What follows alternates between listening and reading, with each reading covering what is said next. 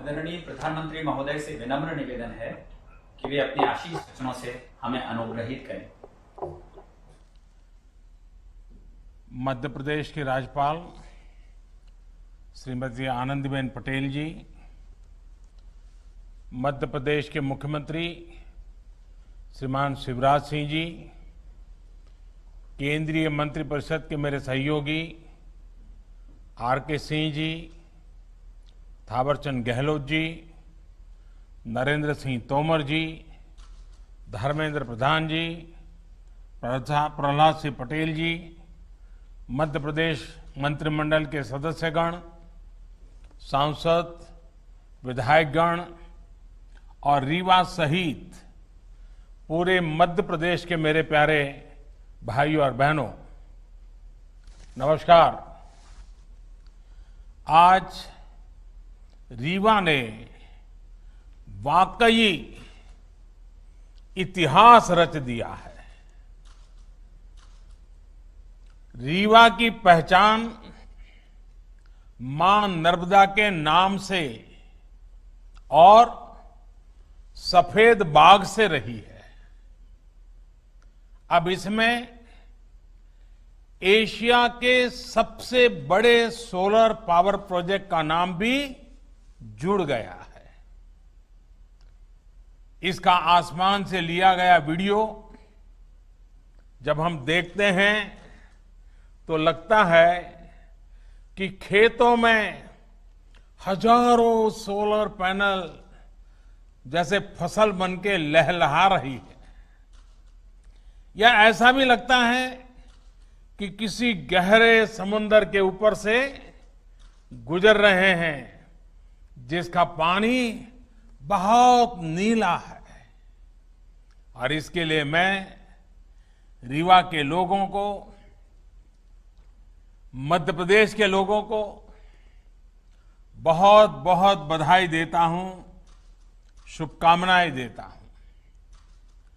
रीवा का ये solar plant इस पूरे क्षेत्र को इस दशक में ऊर्जा का बहुत बड़ा केंद्र बनाने में मदद करेगा।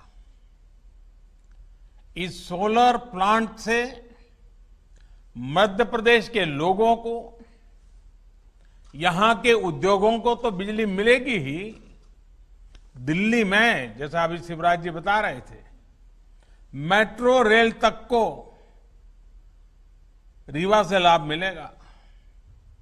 अब रीवा वाला शान से कह पाएगा कि दिल्ली की मेट्रो हमारा रीवा चलाता है।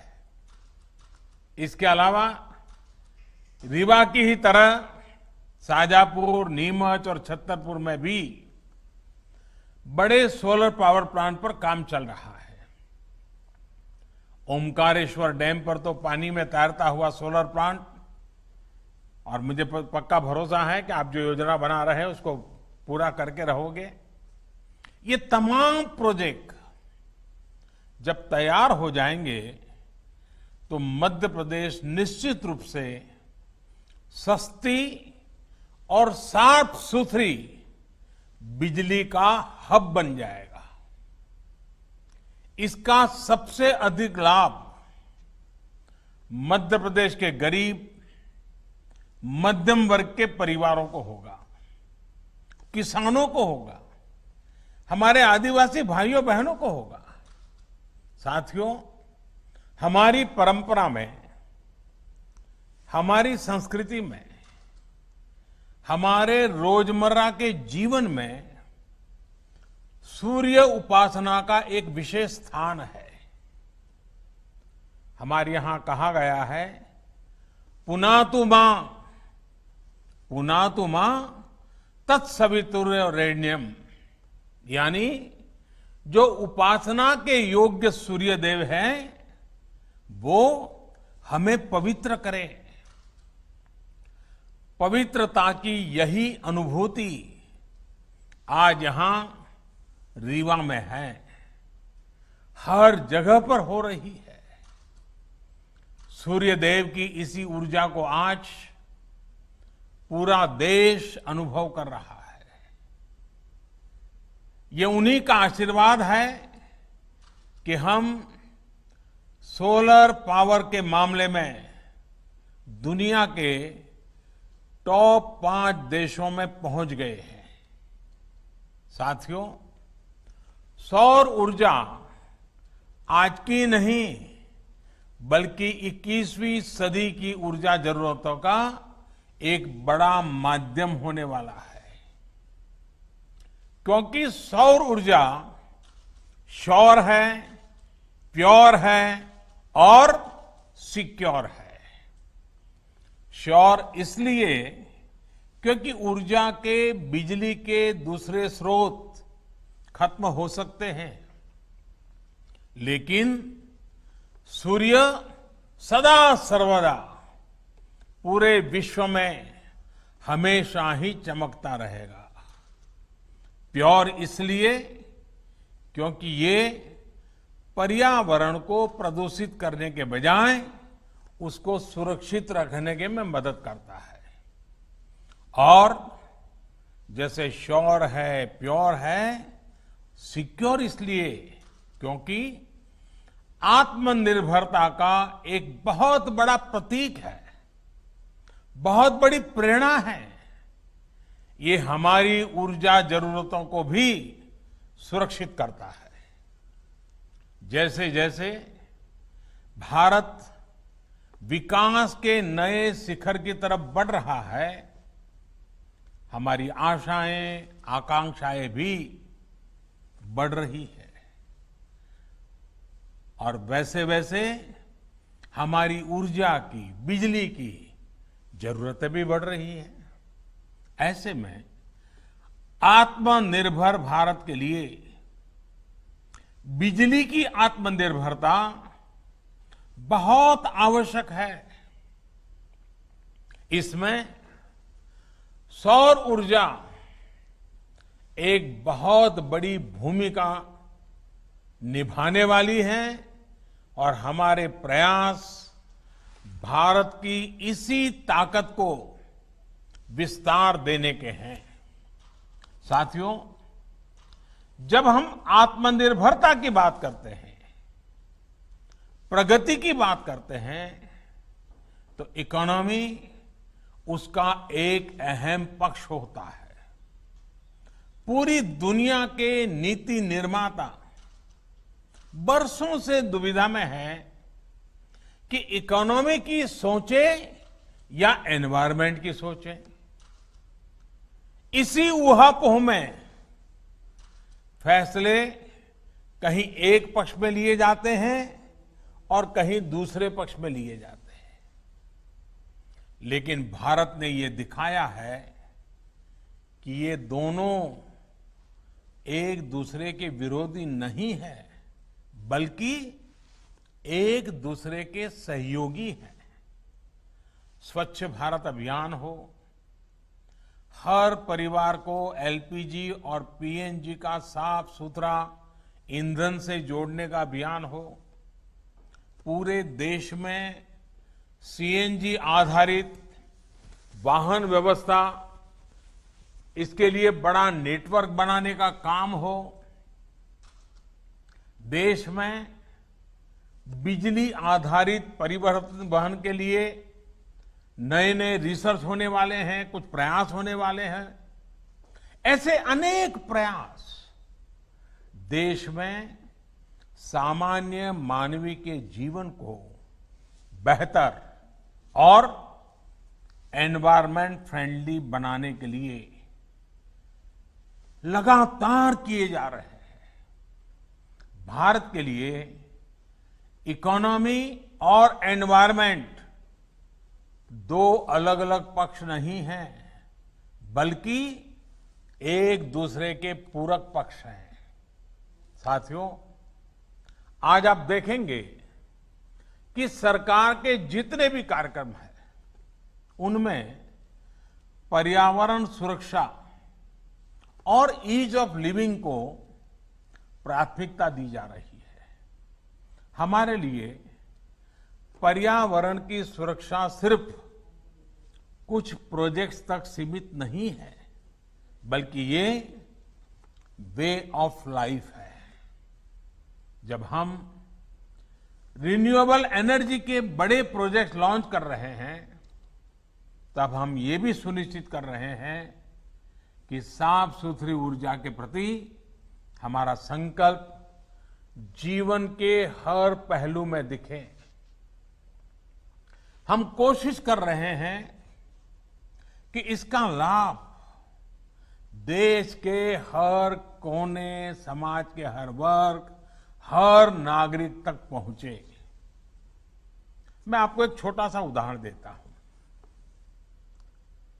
साथियों, बीते 6 साल में लगभग 36 करोड़, ये आंकड़ा बहुत बड़ा है, 36 करोड़ एलईडी बल्ब्स पूरे देश में वितरित किए जा चुके हैं।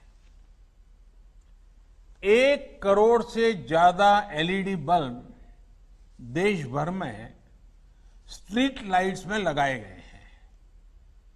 और सुनने में तो ये बहुत सामान्य बात लगती है।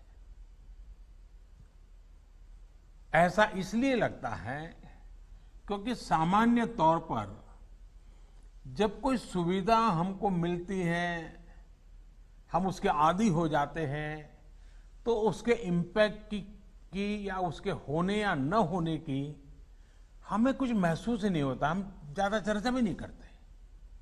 इस प्रकार की चर्चा तभी होती है जब वो चीज हमारे पास नहीं होती है।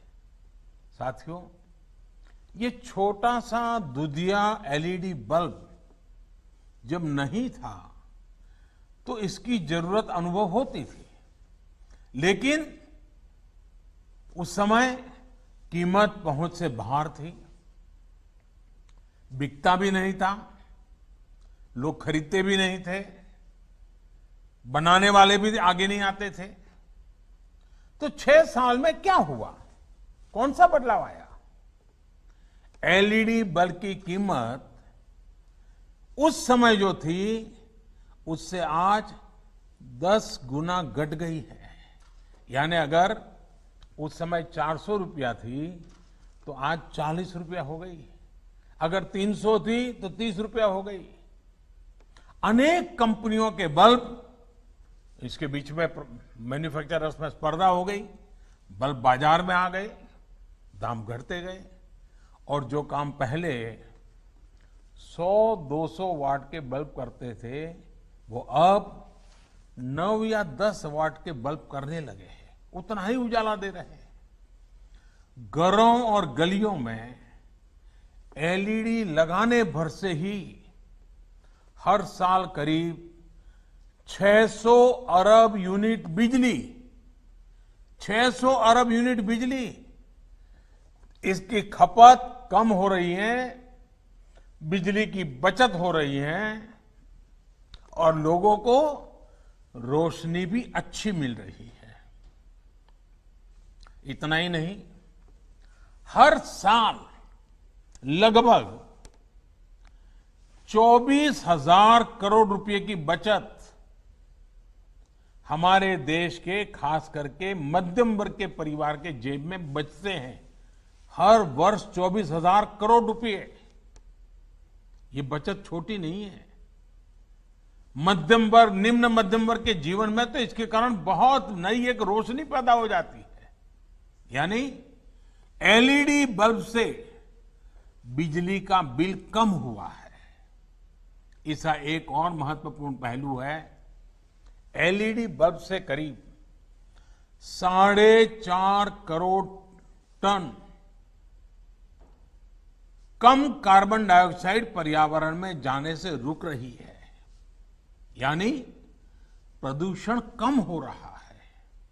साथियों, बिजली हर किसी तक पहुंचे, पर्याप्त बिजली पहुंचे, हमारा वातावरण, हमारी हवा, हमारा पानी भी शुद्ध बना रहे, इसी सोच के साथ हम निरंतर काम कर रहे हैं। यही सोच सौर ऊर्जा को लेकर हमारी नीति और रणनीति में भी स्पष्ट झलकती है। आप सोचिए, साल 2014 में सोलर पावर की कीमत 7-8 रुपये प्रति यूनिट हुआ करती थी, और जैसे शिवराज जी ने बताया उसके पहले तो और ज्यादा थी। आज यही कीमत 2.25 से 2.5 रुपये तक पहुंच चुकी है। इसका बहुत बड़ा लाभ उद्योगों को मिल रहा है, रोजगार निर्माण में मिल रहा है, देशवासियों को मिल रहा है। देश ही नहीं, पूरी दुनिया में इसकी चर्चा है कि भारत में सोलर पावर इतनी सस्ती कैसे है। जिस तरह से भारत में सोलर पावर पर काम हो रहा है, ये चर्चा लगातार होने वाली है, चर्चा बढ़ने वाली है, और लोग भारत से सीखने का प्रयास भी करने वाले हैं। ऐसे ही बड़े कदमों के कारण भारत को क्लीन एनर्जी का सबसे अट्रैक्टिव मार्केट माना जा रहा है। आज जब रिन्यूएबल एनर्जी की तरफ ट्रांजिशन को लेकर दुनिया में चर्चा होती है, तो इसमें भारत को मॉडल के रूप में देखा जाता है। साथियों, दुनिया की, समग्र मानवता की भारत से इसी आशा, इसी अपेक्षा को देखते हुए हम पूरे विश्व को जोड़ने में जुटे हुए हैं। इसी सोच का परिणाम आईसा यानी इंटरनेशनल सोलर अलायंस, आईसा, इसका हमने निर्माण किया है। वन वर्ल्ड, वन सन, वन ग्रिड के पीछे की यही भावना है। ये सौर ऊर्जा के बेहतर उत्पादन और उपयोग को लेकर एक पूरी दुनिया को इकट्ठा करने का प्रयास है, ताकि हमारी धरती के सामने खड़ा बड़ा संकट भी कम हो सके और छोटे से छोटे, गरीब से गरीब देश की बेहतर बिजली की जरूरतें भी पूरी हो सके। साथियों, एक प्रकार से सौर ऊर्जा ने आम ग्राहकों को उत्पादक भी बना दिया है। पूरी तरह से बिजली के बटन पर कंट्रोल सामान्य नागरिक को दे दिया है। बिजली पैदा करने वाले बाकी माध्यमों में सामान्य जन की भागीदारी ना के बराबर रहती है, लेकिन सौर ऊर्जा में तो चाहे घर की छत हो, दफ्तर या कारखाने की छत हो, कहीं पर भी थोड़ा स्पेस हो, इसमें सामान्य जन की अपनी आवश्यकता की बिजली पैदा वो कर सकता है। और इसके लिए सरकार व्यापक प्रोत्साहन भी दे रही है, मदद भी कर रही है। बिजली उत्पादन में आत्मनिर्भरता के इस अभियान में अब हमारा किसान, हमारा अन्नदाता भी जुड़ रहा है। अन्नदाता ऊर्जादाता भी बन सकता है। साथियों, हमारा किसान आज इतना सक्षम है, इतना संसाधन संपन्न है कि आज वो एक नहीं, दो तरह के प्लांट से देश की मदद कर रहा है। एक प्लांट तो वो है जिनसे पारंपरिक खेती होती है और जो सदियों से करता आया है, और हम सभी को अन्न मिलता है, भोजन मिलता है। किसान हमें भूखा नहीं रहने देता है, उसके लिए वो पसीना बहाता है। लेकिन अब दूसरे तरह की भी प्लांट भी हमारे किसान के लिए अवसर बनाकर के उसके खेत में दस्तक दे रहा है, और जिससे खेत की आवश्यकता, घरों की आवश्यकता, वहां तक बिजली पहुंच भी सकती है। जो पहला प्लांट है, जो पारंपरिक खेती है, वो हमारा किसान ऐसी जमीन पर लगाता है जो उपजाऊ होती है। लेकिन ये जो दूसरा सोलर एनर्जी प्लांट है, ये ऐसी जमीन पर भी लगेगा जो जमीन उपजाऊ नहीं है, पानी नहीं है, फसल के लिहाज से वो जमीन अच्छी नहीं है।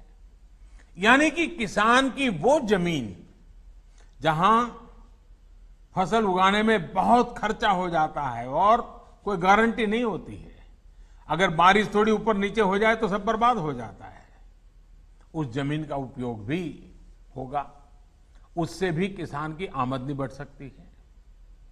कुसुम योजना के माध्यम से आज किसानों को अतिरिक्त जमीन पर ऐसे सोलर प्लांट लगाने में मदद करने की योजना काम कर रही है। खेतों में ही जो सोलर बिजली पैदा होगी, इससे हमारे किसान अपनी जरूरतें भी पूरी कर पाएंगे और अतिरिक्त बिजली को बेच भी सकेंगे। मुझे पूरा विश्वास है कि मध्य प्रदेश के किसान साथी भी अतिरिक्त आय के इस साधन को अपनाने और भारत को पावर एक्सपोर्टर, ऊर्जा निर्यातक बनाने के इस व्यापक अभियान को जरूर सफल बनाएंगे। ये विश्वास इसलिए अधिक है क्योंकि मध्य प्रदेश के किसानों ने संकल्प को सिद्धि में बदल करके दिखाया है। आपने जो काम किया है वो हर किसी के लिए प्रेरणा का कारण बना हुआ है। जिस प्रकार आपने गेहूं उत्पादन के मामले रिकॉर्ड बनाया, दूसरों को पीछे छोड़ दिया, वो प्रशंसनीय है। कोरोना के इस मुश्किल समय में किसानों ने जो रिकॉर्ड तोड़ उत्पादन किया, मध्य प्रदेश की सरकार ने रिकॉर्ड तोड़ खरीद की, उसके लिए भी आप प्रशंसा के पात्र है। और इसलिए बिजली उत्पादन के मामले में भी मध्य प्रदेश के सामर्थ्य पर मुझे पूरा भरोसा है। उम्मीद है कि एक दिन ये भी खबर आएगी कि कुसुम योजना के तहत मध्य प्रदेश के किसानों ने रिकॉर्ड बिजली उत्पादन की है, बिजली पैदा की है। भाइयों और बहनों, सोलर पावर की ताकत को हम तब तक पूरी तरह से उपयोग नहीं कर पाएंगे जब तक हमारे पास देश में ही बेहतर सोलर पैनल, बेहतर बैटरी, उत्तम क्वालिटी की स्टोरेज, उसकी कैपेसिटी का निर्माण ना हो। अब इसी दिशा में तेजी से काम करना है और हम सब करके रहेंगे। आत्मनिर्भर भारत अभियान के तहत अब देश का लक्ष्य है कि सोलर पैनल सहित तमाम उपकरणों के लिए हम आयात पर अपनी निर्भरता को खत्म करें। लक्ष्य ये है कि अभी जो देश की solar PV module manufacturing capacity है, उसको भी तेजी से बढ़ाया जाए।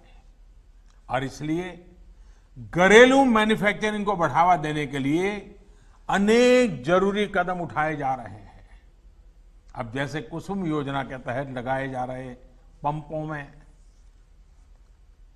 वो सोलार पंप बनाए जा रहे हैं, घरों में लगने वाले रूफटॉप पैनल में भारत में ही बने सोलार फोटोवोल्टेक सेल्स और मॉड्यूल्स, इसको हमने जरूरी कर दिए गए हैं।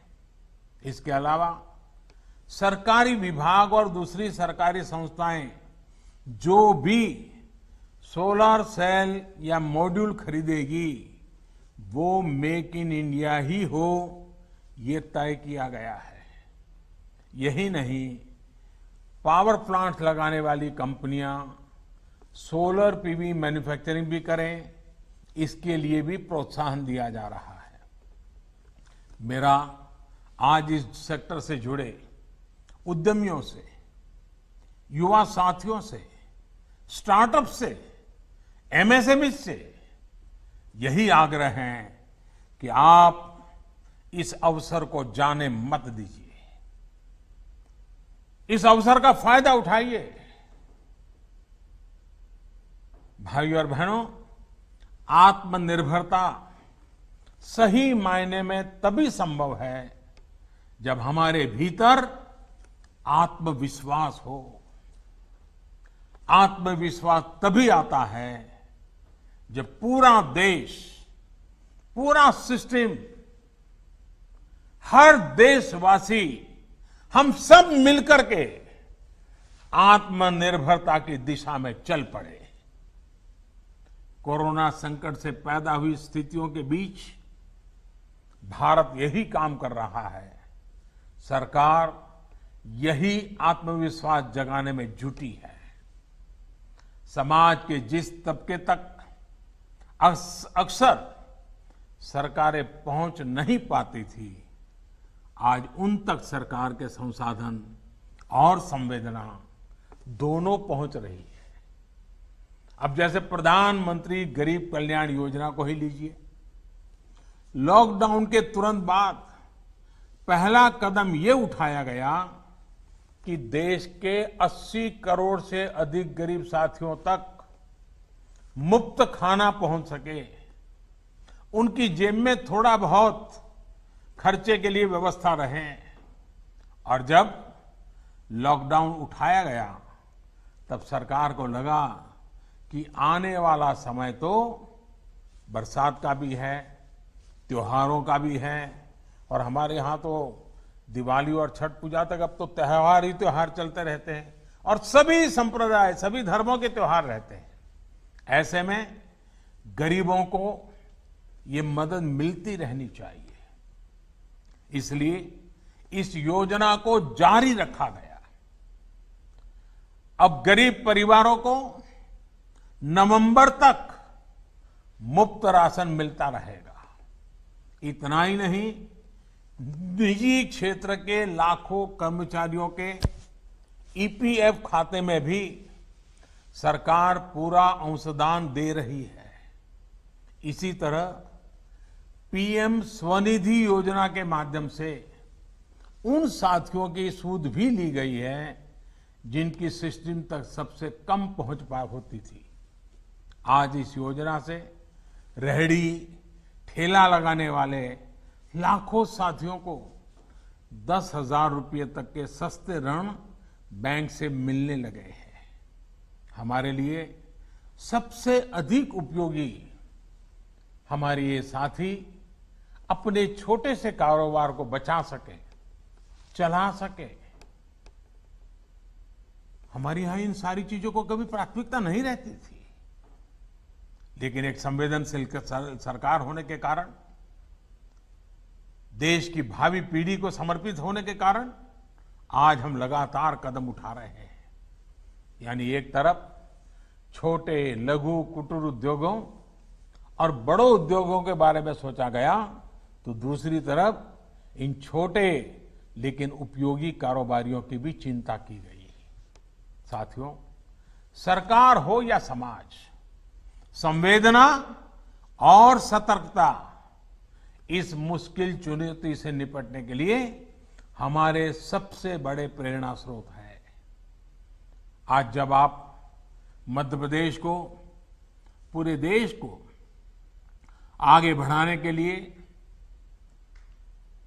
रोजी रोटी भी कमाने के लिए घर से बाहर निकल रहे हैं, निकलना पड़ रहा है, तो अपनी एक और जिम्मेदारी भी हमेशा याद रखिए, और वो है, और मैं चाहूंगा कि जो बात मैं बताता हूं ये बाकी लोग भी बार बार बताते रहें, जहां भी है बताते रहें। 2 गज की दूरी, चेहरे पर मास्क, हाथ को 20 सेकंड तक साबुन से धुलना, कहीं पर भी थूकना नहीं, ये सारे नियमों का हमें हमेशा पालन करना है। आप भी बचेंगे, आपका परिवार भी बचेगा और आपके यार, दोस्त, साथी, मित्र, सहयोगी, हर किसी की जिंदगी बचाने में आप बहुत बड़ी भूमिका अदा करेंगे। और इसलिए इन नए नियमों में, इस अनुशासन में कहीं पर भी कमी मत आने देना।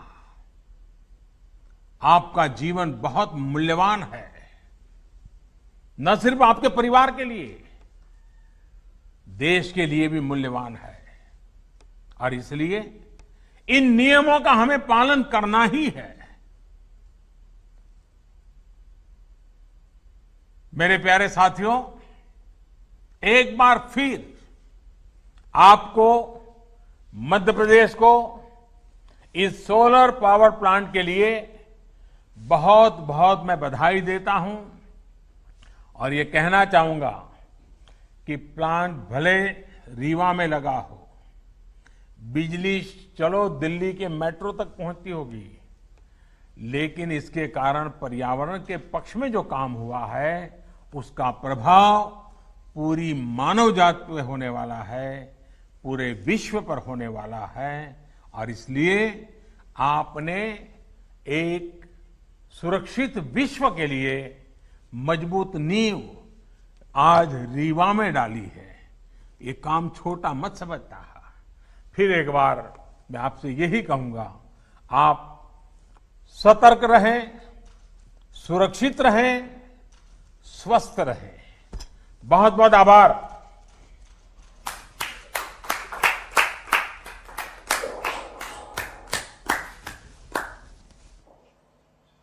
धन्यवाद माननीय प्रधानमंत्री महोदय। हम आभारी हैं महामहिम राज्यपाल महोदय के।